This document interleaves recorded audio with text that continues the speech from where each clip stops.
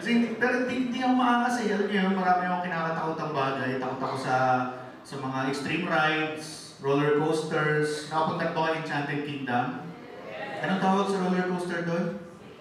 Space Shuttle, di ba? Naalala ko yung first and last time kong sumakay doon. Napilitan ako kasi pumayag sa akin makipag-date yung crush ko.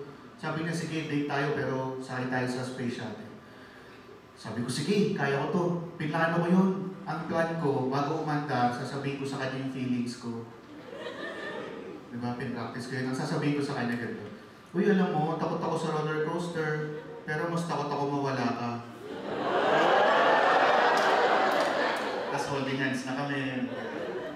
Hindi yun nangyari. Hinahaltak muna yun eh, sa umpisa, yung Space Shuttle. Sabi ko, ito na, sasabihin ko na. Uy, may sasabihin ako sa'yo. Anong sasabihin mo? Alam mo, takot ako sa roller coaster. Taki na, bumitaw! Premature! Alam mo, takot ako sa roller coaster, pero...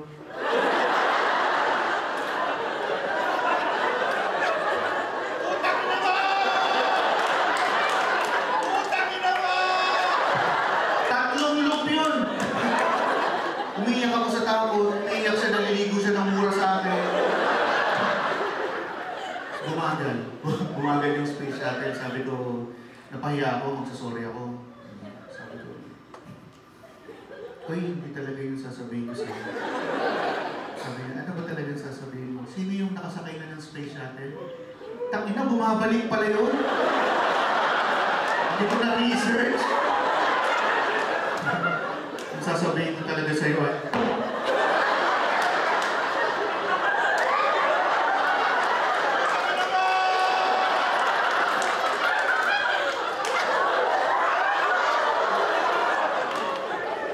I love you. Hindi talaga ako maangas.